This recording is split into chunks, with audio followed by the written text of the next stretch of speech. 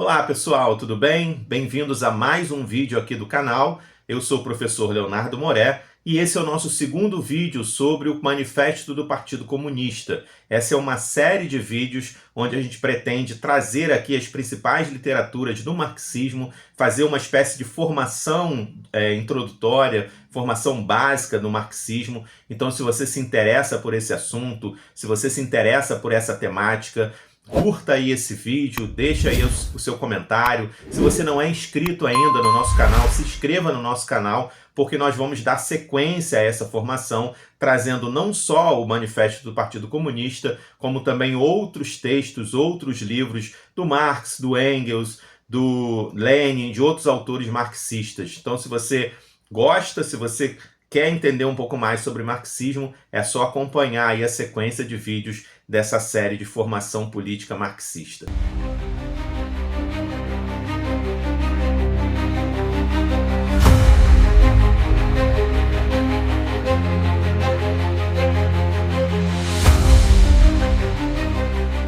Bom, o Manifesto do Partido Comunista, ou simplesmente o Manifesto Comunista, não é um livro comum, né? Eu disse no outro vídeo que ele não é o livro mais importante do Marx, do Engels, não no sentido teórico, né? Não no sentido metodológico, mas ele tem sim sua importância histórica, ele é um dos livros mais importantes de divulgação do marxismo. Podemos dizer que ele é a porta de entrada para o marxismo. Aliás, o livro se tornou, na verdade, sinônimo de marxismo, né? Toda vez que a gente conversa com alguém que leu Marx, né, ou que disse que leu Marx, ou que conhece o marxismo, ele sempre vai citar a leitura do Manifesto. É óbvio que as principais teses, as principais teorias, os principais conceitos do marxismo não estão todos eles ali no Manifesto Comunista, né? Você vai encontrar ao longo de toda a obra marxiana e engeliana também, a gente não pode excluir o Engels, né? Eu vou falar um pouquinho sobre a importância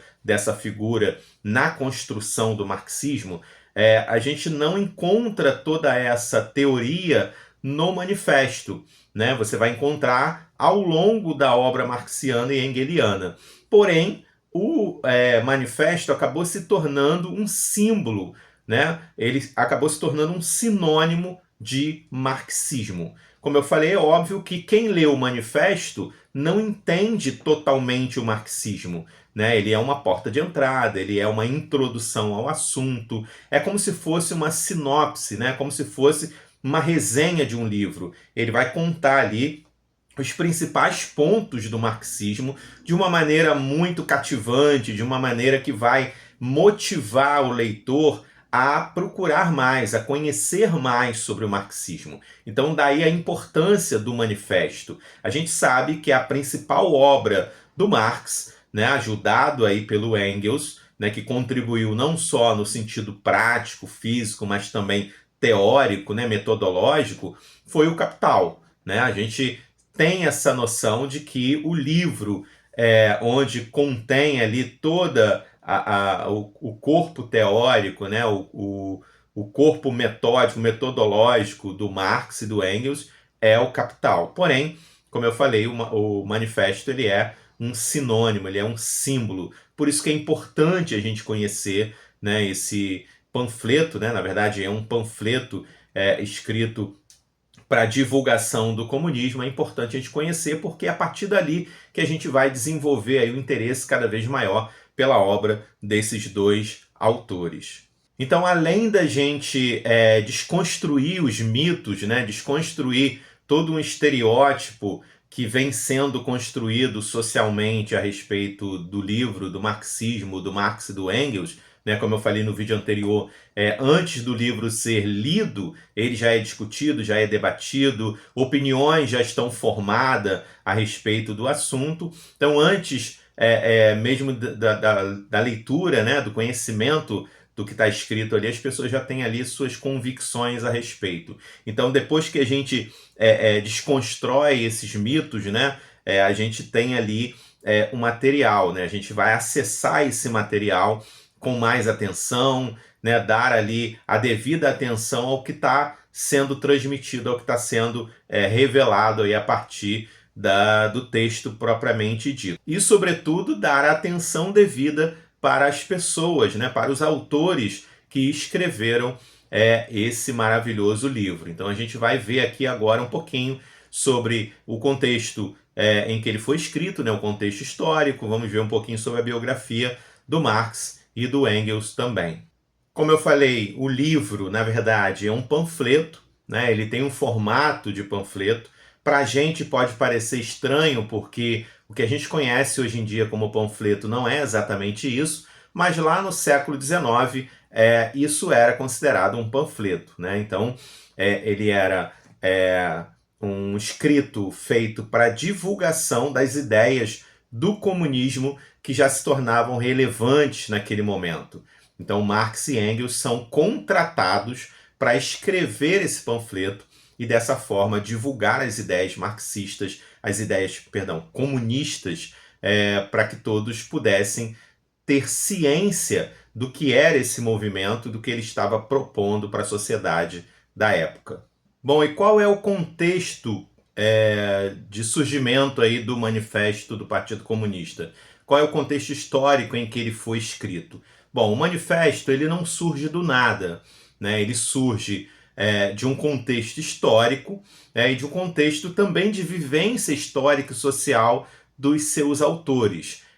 Nesse período, a gente tem aí a Europa vivendo um período de ebulição social, política, econômica, né, onde ela passa aí por processos de revoluções, né, Revolução Burguesa, Revolução Industrial, onde toda a sociedade vai passar aí por transformações profundas, tanto na área política quanto na área social e também na área econômica. Nesse contexto de ebulição, de efervescência social, política e econômica, é que vai surgir aí o contexto de escrita do manifesto. Esse é um período marcado aí por grande instabilidade política, social, crescimento das cidades, industrialização acelerada, né, onde vai aí se desenvolver os profundos problemas sociais ligados à questão da desigualdade, da violência, da moradia, a própria questão do trabalho, né, também é uma questão relevante nesse contexto aí.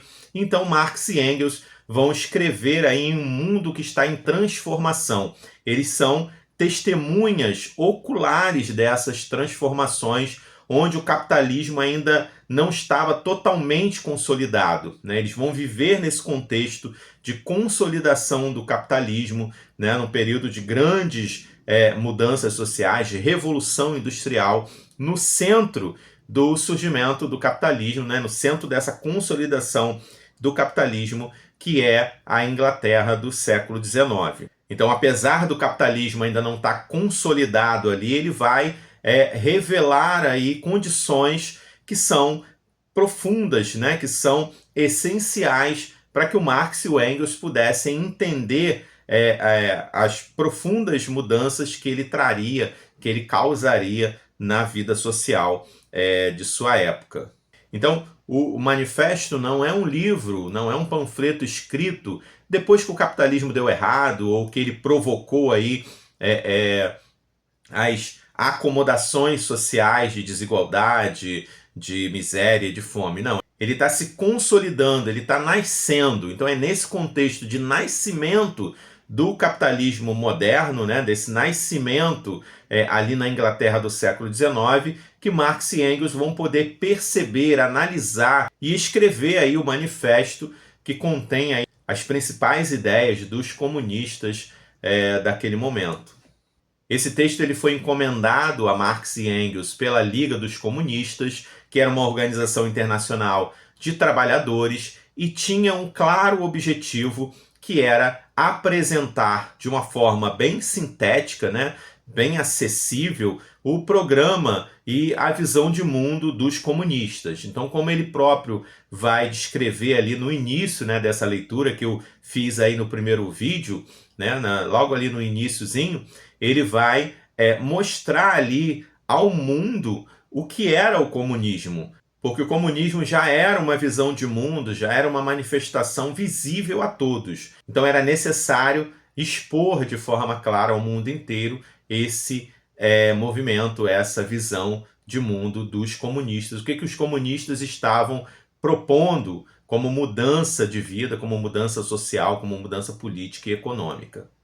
E é nesse sentido que o gênero do texto ele é importante, né? O manifesto ele não é um tratado acadêmico, né? Ele não é uma pesquisa sociológica, não é um livro neutro. Na verdade, ele é um livro provocativo, né? Ele é literalmente um manifesto, né? Isso vai explicar aí o tom direto, o tom agressivo, às vezes provocativo, né? Cada frase ali foi escrita para ser lida em voz alta, né? Para ser debatida, para ser memorizada.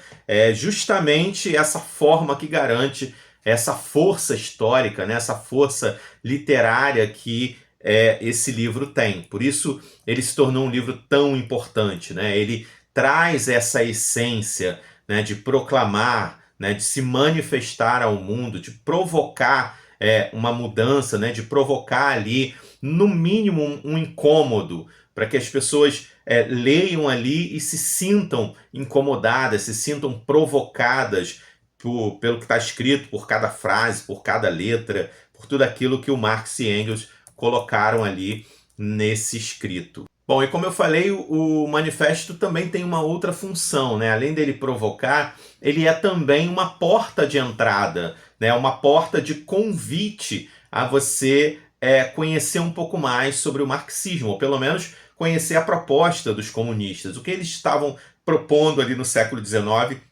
que também é relevante para o nosso século. Então, essa porta de entrada é uma das funções primordiais, né, do livro, por isso que ele não vai ter aí o rigor acadêmico do Capital, por exemplo, ou de outros escritos. É no manifesto que aparece ali de forma condensada as ideias que depois serão desenvolvidas em outros textos, como eu falei, né, ao longo aí da vivência acadêmica, né, da vivência de militantes aí do Marx e do Engels. Então você vai encontrar no manifesto luta de classes, você vai encontrar crítica à propriedade privada dos meios de produção, o papel ali do proletariado nesse contexto revolucionário, o internacionalismo, que é uma característica do marxismo, a noção de que as estruturas econômicas é que moldam a vida social.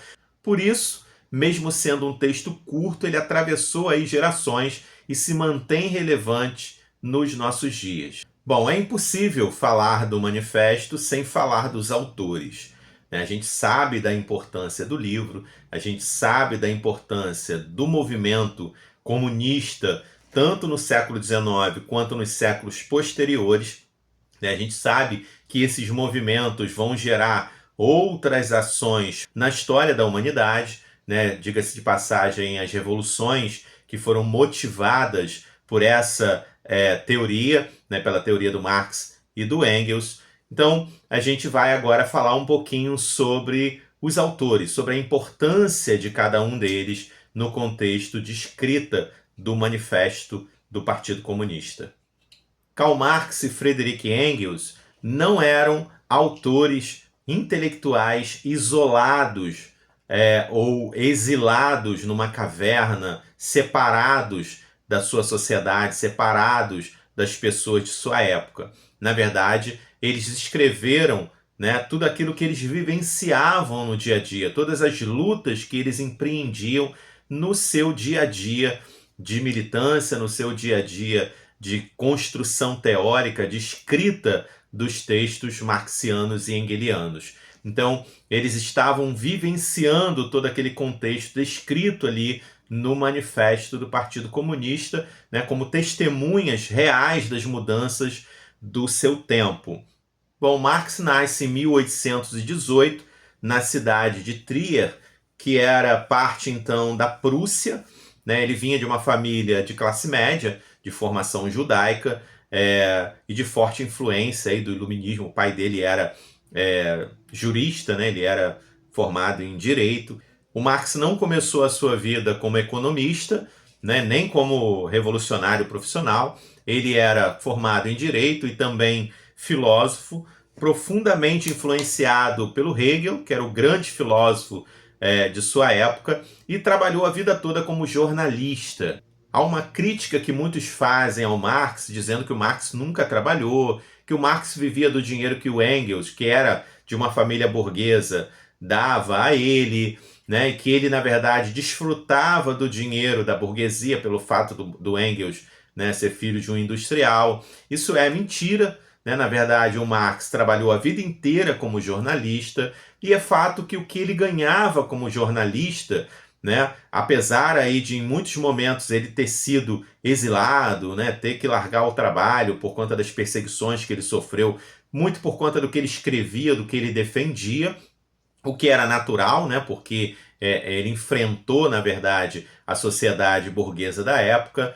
Então, em muitos desses momentos, ele não tinha o suficiente para garantir a sua vida financeira. E o Engels, em vários desses momentos, vai ajudá-lo financeiramente. Mas é mentira a informação de que o Marx nunca trabalhou. Ele sempre trabalhou, o que não significa dizer que o que ele ganhava dava para se sustentar. Né? Eu tenho como paralelo, aí, como exemplo, aí, a nossa vida de professor. Né? A gente trabalha pra caramba, a gente trabalha não só no trabalho, né? Não só na sala de aula, mas a gente trabalha também fora da sala de aula para preparar, né, todo o material para o trabalho. Então, por exemplo, vocês estão vendo aqui uma série de livros, esses livros todos eu leio, né, eu tenho como material, como ferramentas, né, tem outros livros aqui na parede ao lado que não está aparecendo aí no vídeo, né? Todos esses livros são minhas ferramentas de trabalho, e eu leio esses livros não na hora que eu estou dando aula, né? Eu leio esses livros nos meus horários vagos, né? Nos horários em que eu não estou na escola. Mas eu não ganho por isso, né? Eu não ganho para ler os livros, né? Porque apesar da gente ter a formação na faculdade, pós-graduação, mestrado, doutorado, né, a gente precisa continuar lendo, precisa continuar estudando, né, se atualizando para exercer a nossa profissão. Não basta simplesmente se formar e começar a dar aula e ponto final. Só que esse trabalho fora do trabalho, ele não é remunerado, né? Você não ganha para isso. Então, se levarmos em consideração que o salário de professor no Brasil, e principalmente aqui no Rio de Janeiro, que é o pior salário do Brasil, é insuficiente para você ter uma vida digna, a gente consegue entender um pouquinho da situação do Marx. Né? A gente consegue entender que trabalhar não significa necessariamente ter o suficiente para viver de forma digna. Então, o Marx trabalhava e trabalhava muito, né? Ele escrevia para vários jornais e, mesmo assim, a sua vida era uma vida difícil financeiramente, e em muitos desses momentos difíceis, o seu amigo Engels o ajudou. Então, lembre-se dessa fala, porque essa atribuição dispensada ao Marx de que ele não trabalhava é falsa. Bom, Friedrich Engels nasce 2 anos depois do Marx, em 1820, de uma família burguesa industrial alemã. Ele vai viver todo um contexto de vida burguesa, né? O seu pai era industrial, dono de fábricas têxteis, inclusive em Manchester, que era o coração da Revolução Industrial, e é lá que Engels vai observar de forma direta, né, as condições de vida e trabalho da classe operária. Enquanto Marx nasce numa família de classe média, que depende da força de trabalho para sobreviver, o Engels está do outro lado. Ele nasce numa família burguesa, ele nasce numa família dona aí de fábricas têxteis, e ele vai ter a oportunidade de observar aí as condições de vida daqueles que vendiam a força de trabalho. E é justamente desse contexto de observações que nasce uma obra fundamental do Engels, que é A Situação da Classe Trabalhadora na Inglaterra, publicada em 1845. Então, essa vivência do Engels, né, podendo observar aí a classe trabalhadora, né, ele sendo aí um burguês, né, filho de um burguês, que vai dar a ele uma visão específica, que vai contribuir e muito para as observações feitas pelo Marx. O Engels, ele descreve aí nesse livro as jornadas exaustivas, o trabalho infantil, a insalubridade, a miséria urbana, a exploração sistemática. Então ele vai oferecer aí uma análise empírica poderosa do capitalismo industrial. A contribuição do Engels para a vida do Marx, para a vida acadêmica, né, para a construção teórica do Marx foi fundamental. E é justamente por isso que não tem como separar os dois em posição de superioridade ou inferioridade. Os dois têm contribuições relevantes para a construção da teoria comunista, da teoria marxista.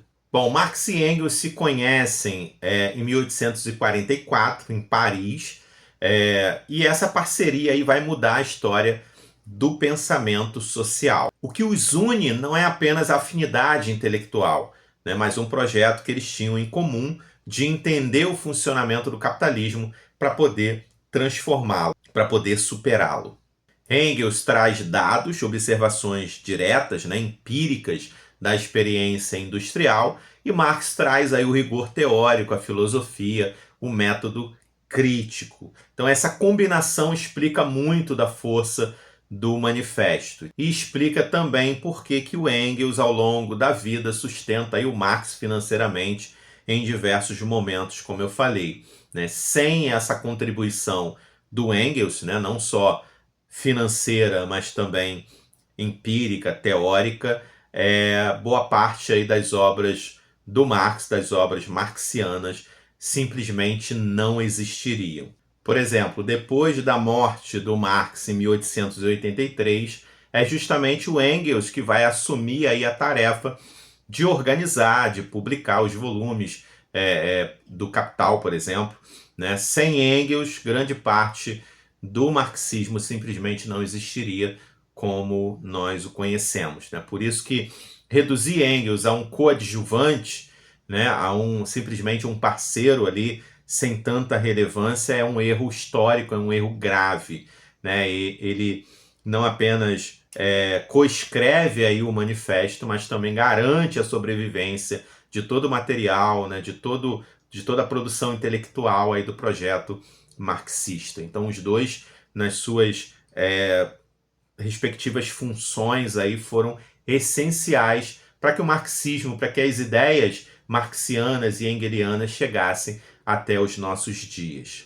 Então, quando lemos o manifesto com esse pano de fundo, né, com essas informações, com esses bastidores, aí o texto muda de status. Ele deixa de ser simplesmente um panfleto, né, um texto histórico, um texto do século XIX, um texto do passado, e passa a ser entendido como produto de uma vivência de exílio, de perseguição política, de observação direta da miséria operária, de uma aposta radical de transformação histórica, dando um contexto, uma conotação de vivência humana que pode ser entendida, que pode ser comparada e é o que a gente vive nos dias atuais. Bom, e é com esse entendimento de que as ideias elas nascem não de coisas abstratas, né? Não do pensamento de idealistas, mas de vidas concretas, né? De experiências reais ali,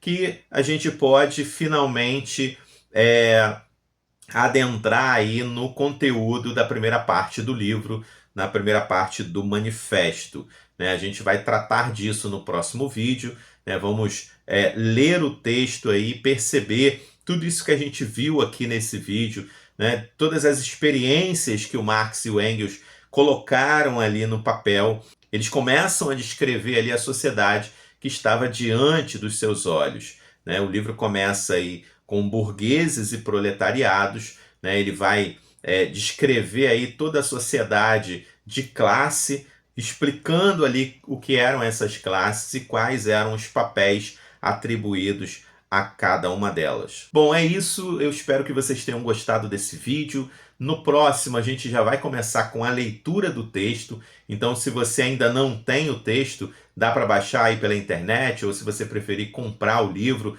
vale muito a pena. Eu, pelo menos, gosto bastante do livro em mãos, né, para poder fazer ali as anotações, fazer as marcações necessárias, né? Então no próximo vídeo a gente vai começar aí com burgueses e proletariados.